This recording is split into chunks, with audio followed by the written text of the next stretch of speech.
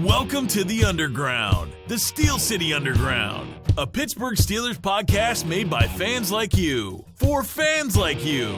Now, here's your host, Joe Kuzma. Hello, everyone, and welcome to another edition of the Steel City Underground podcast.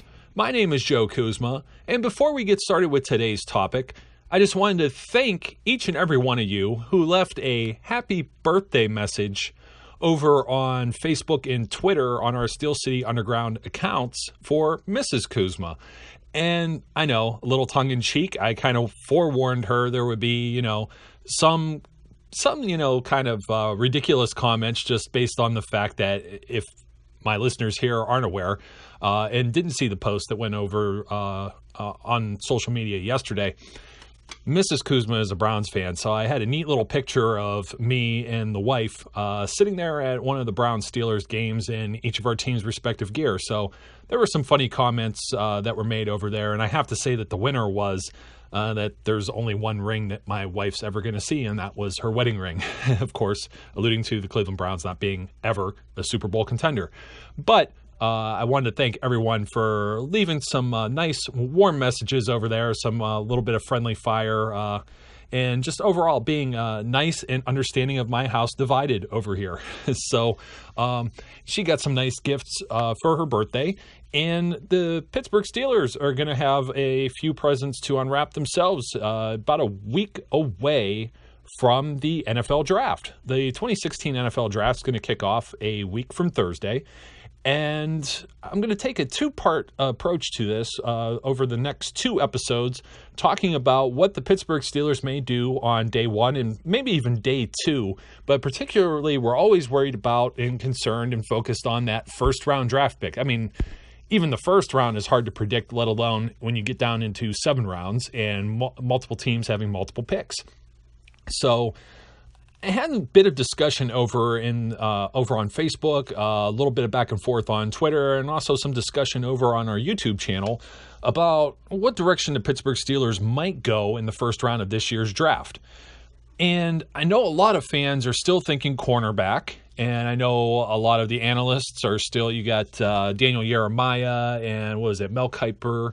And I'm trying to think of what the other guy's name is, but you know what? They almost overwhelmingly each year place a cornerback in the position of the Steelers. So the Steelers haven't taken a cornerback, in the first round since Chad Scott back in the 90s. The longest streak of any such team in the NFL up until last year, which was also Kansas City before they took Marcus Peters, a few picks ahead of the Steelers. I think it was 4 or 5 picks. And I'm still under the opinion, and I sound like I'm on a campaign trail, like one of these politicians out there. It's always, blah, blah, blah, read my lips, no new taxes or whatever you want your agenda to be. It seems like I have an agenda against the Steelers taking a cornerback. And that's just based on draft history. Just take a look. They haven't taken anyone in forever. And you're looking at this year and you're looking at patterns, you're looking at who may be available at pick number 25, where the Steelers are selecting in the first round. And in their position, I don't know that they feel they're going to take a corner, not only just based on how late that they're drafting, but based on the number of players and the variety of players that they've had. They've had visits or interviews or seen at various pro days. And I understand that, our free ebook, the 2016 Steelers or Steel City Underground Draft Preview Guide that you could get over on our website, you could download it for free, has 27 of 30 draft visitors in it. And when you break down that the Steelers, or any NFL team for that matter, only gets 30 draft visits or pre-draft visits, so they can only visit with these athletes. Now there's some like loopholes where they interview them at some of these at the regular scouting combine or regional combines, or the colleges themselves have a pro day where they showcase several players there. So let's say, for example, like Ohio State, if they have a pro day, they probably have corner Eli Apple, safety Von Bell, running back Ezekiel Elliott, quarterback turned wide receiver Braxton Miller. So you get an idea. These guys are all doing some of the same workouts that they do at the combine, and they're meeting and speaking with representatives from multiple NFL teams. But that's kind of where I'm at on why the Steelers aren't going to take a corner in the first round. You take a look at the players that they have brought in for visits, and out of the 30 total that they're allowed and the 27 to date of this recording, they've interviewed 1/3 of that, nearly 1/3 of the total of what they're going to have is they've interviewed 9 safeties, or they've visited with 9 safeties. I'm kind of throwing the terminology. It's tough because you can interview someone at a pro day. Okay. So there are a few people, and when I got into this discussion, there were a few players, I'd maybe forgotten about, or I kind of just disregarded as not having an official visit. And just to kind of put that in perspective, is that the Steelers don't necessarily have to visit someone if they've already spoken to them prior at one of these combines or pro days. So they may already have a good indication or seen film, or they don't need to talk to that player anymore. So they're not going to burn one of their 30. Almost think of it like, like you got a coupon book and you can only use 30 of them to interview these individual athletes that are coming out of college and entering the NFL draft. And of course, the reason they have a limit on that is so, NFL teams don't go and interview 100 people. And then some teams are like, well, we're only going to interview 20 people, but, that's unfair. The other team got an advantage. They knew that this guy had this problem 3 years ago in college and did this, that, or the other thing. And I'm sure there's still a leg up and there's underhanded tactics and there's ways of getting around it. But when we're talking about just the straight draft visits, the Steelers have only visited with 9 safeties. So I am of the opinion that in the first round, the Pittsburgh Steelers are going to bypass a corner because many of the corners that they have spoken to so far, and I think that number is up to 6 or 7 corners. They've interviewed almost as many corners, but the corners aren't of the same variety or predicted to be drafted in about the same area or this or position or round of the draft as the safeties that they're interviewing. Okay, so. And this is going to be a great topic of discussion because later this week, I'm going to be speaking with Eric Herman over at Steelers Grind, one of my contributors over here at Steel City Underground. And we're going to put out another version of Dual Opinions on this same topic. So look for that later this week because everything I'm talking about, any of the show notes that you want to see, it's all going to be in there. And, after I get done talking with Eric and we go back and forth a few times on this discussion and publish the article, I may even change my own mind on this. But I really do think based on the safeties that they have brought in for a visit, they've had almost every top prospect at that safety position for this year's draft come and visit with them. So that includes, I've already mentioned Von Bell from Ohio State. And now I'm going to also go back on this just 1 second too. There are so many draft lists out there and draft boards and opinions on who's in the top 5, who's in the top 10, who's the best at this position. I'm just kind of taking a blanket statement here. This isn't necessarily like my opinion on who is the best because we don't know and you don't know who's available. So when I mentioned somebody like Von Bell from Ohio State, many have him at the top as the top safety, but not everyone does, okay? Carl Joseph, West Virginia, Darian Thompson, Boise State, Jeremy Cash out of Duke, Keanu Neal out of Florida, are in many of the top 5 draft boards that you see floating around and trying to kind of rank who's the best at that position and who may go where. The Steelers have interviewed all 5 of those guys. So there are a few players that may slip into that top 5 that aren't listed there. And then there are some that look like they may be in the top 10 or just outside of the top 10 that the Steelers brought in. The other 4 players being TJ Green out of Clemson, Justin Simmons out of Boston College, Deion Bush from Miami of Florida, and Trey Elston from Ole Miss.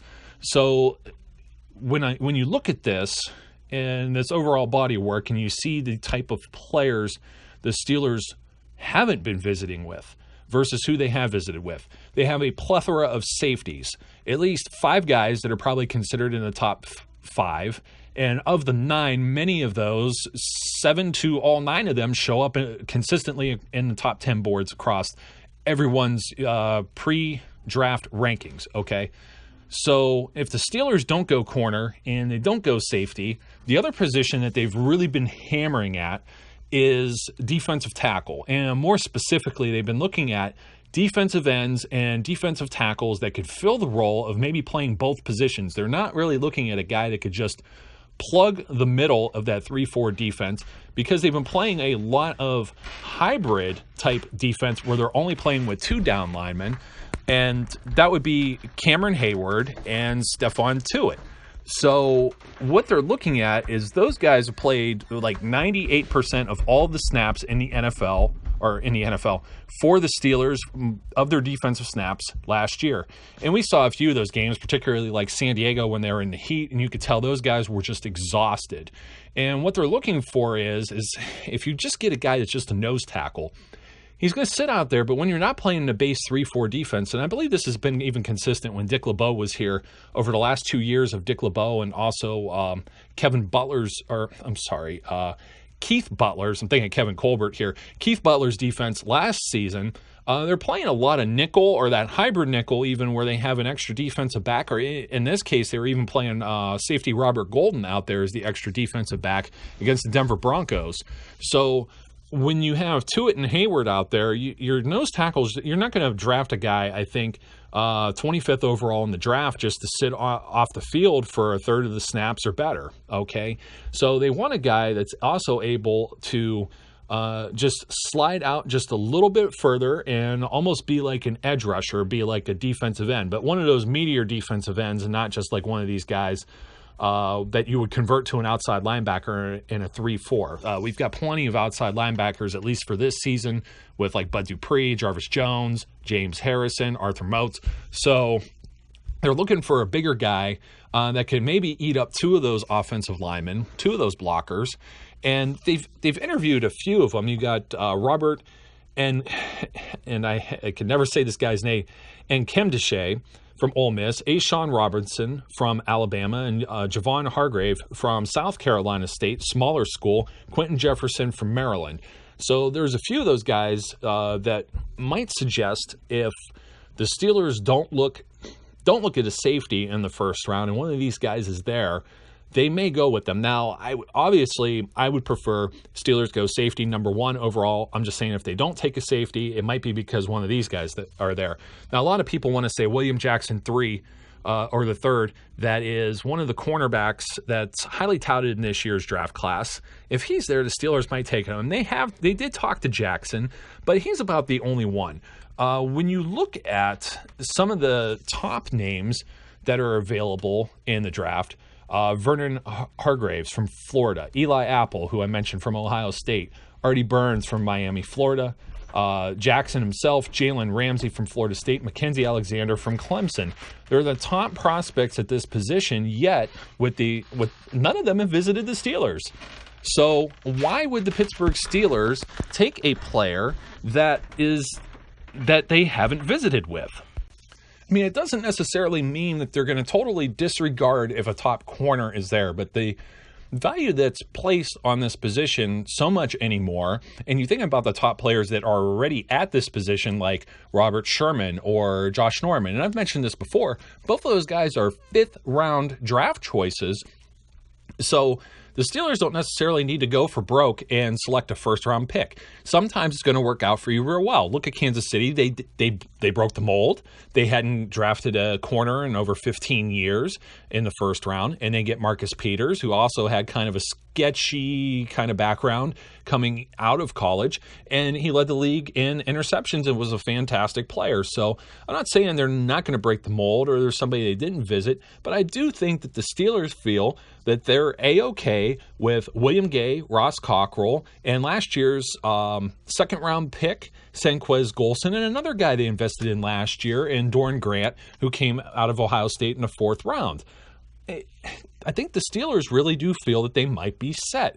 A lot of people feel that the table may have been set, though, with the release of Cortez Allen just a few days ago, that they've opened up a roster position, but I think the thing with Cortez Allen is being a post-June 1st designation, meaning that this free agent money that they will recoup from releasing Cortez Allen won't be available till after June 1st. So that could be used to pursue another free agent, or they may once again opt to wait and see where everyone stands at the end of the preseason, when you have to make that final roster cut for the 53-man roster, just the same way that they got Ross Cockrell the year before. they'll have some extra cash on hand now to maybe fill a position like that. But they're still going to have to put a body in training camp. So look for them to sign somebody, either a college free agent that doesn't get drafted or something along that nature. It doesn't necessarily mean, once again, that the Steelers are going to go all in on a corner. So we're just talking defense.